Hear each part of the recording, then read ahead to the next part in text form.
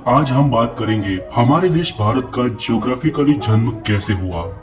आज से करीब 20 करोड़ साल पहले हमारी धरती पर आज के दिखने वाले डिवाइडेड कॉन्टिनेंट्स नहीं थे।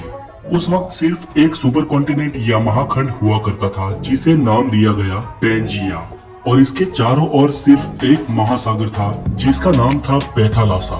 और आज के सारे खंड इसी महाखंड पैंजिया में से विखंडित होके बने हैं। ये थियरी देने वाले वैज्ञानिक अल्फ्रेड वेगनर थे और उनका ये भी मानना था कि उसी वक्त उस महाखंड पे रेंगने वाले जीवों का विकास हुआ। दोस्तों, पृथ्वी के गर्भ में लगातार प्लेट्स खिसकती रहती है जिसके चलते धरती पर निरंतर बदलाव होते रहते हैं, लेकिन ये बदलाव लाखों या करोड़ों सालों बाद दिखाई देते हैं। और इन्हीं बदलाव के चलते आज के ये दिखने वाले कॉन्टिनेंट्स का जन्म हुआ और उनके साथ ही हमारे देश भारत का भी। अल्फ्रेड की थियरी के अनुसार प्लेट के सरकने से सबसे पहले पैंजिया सुपर कॉन्टिनेंट के दो भाग हुए, जिसके उत्तरी हिस्से को लारेंसिया और दक्षिणी हिस्से को गोंडवाना लैंड कहा जाता है। और इन दोनों के डिवाइड होने के बाद जो बीच में महासागर का पानी भरा और एक खाड़ी का निर्माण हुआ, उसे वैज्ञानिकों ने टेथिस सागर नाम दिया। पैंजिया में से अलग हुए उत्तरी महाद्वीप लारेंसिया में से आज के एशिया, यूरोप और उत्तर अमेरिका जैसे कॉन्टिनेंट्स बने, जबकि गोंडवाना लैंड में से दक्षिण अमेरिका, अफ्रीका, ऑस्ट्रेलिया और एंटार्क्टिका जैसे कॉन्टिनेंट्स बने। हमारा देश भारत भले ही आज भौगोलिक रूप से एशिया का भाग हो, लेकिन भारत का भूमि भाग उस वक्त वास्तव में गोंडवाना लैंड महाद्वीप का हिस्सा था और आज का अफ्रीका और भारत एक ही प्लेट पे टिके थे। धीरे धीरे अंदरूनी प्लेट्स के सरकने से ये प्लेट्स भी अलग होती गई और भारत की जियोग्राफिकल प्लेट अफ्रीका से अलग होकर धीरे धीरे एशिया की ओर बढ़ने लगी।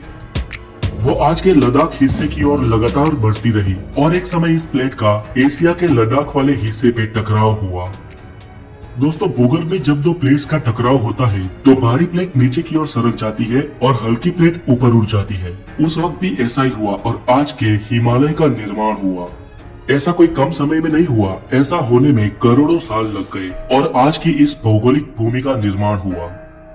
दोस्तों, आज भारत सिर्फ एक ही टेक्टोनिक प्लेट पे टिका है और लगातार ये भारत की भारी प्लेट हिमालय की ओर दब रही है और हिमालय दिन ब दिन ऊपर उठ रहा है। इसके साथ ही हिमालय के सारे पर्वतों की और माउंट एवरेस्ट की हाइट भी साल दर साल बढ़ रही है। दोस्तों, इस थियरी को सिद्ध करने के लिए एल्फ्रेड ने ये भी कहा कि आज के दिखने वाले सारे कॉन्टिनेंट एक दूसरे में फिट होते हैं और आज अगर किसी तरह इन सबको एक किया जाए तो फिर से पैंजिया सुपर कॉन्टिनेंट का निर्माण हो सकता है।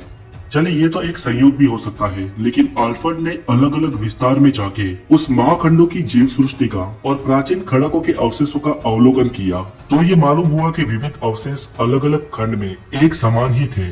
इसके साथ ही अल्फ्रेड ने अपनी इस थियरी को सिद्ध करने के लिए कई सारे उदाहरण दिए। फ्रेंड्स, इस प्लेट्स के टकराव से भूकंप और ज्वालामुखी का खतरा रहता है। वैसे भारत में तो कोई खास सक्रिय ज्वालामुखी नहीं है, लेकिन हमारी इस एक प्लेट के सरकने से कभी कभी भूकंप के झटके महसूस होते हैं। हम have a good day, take care.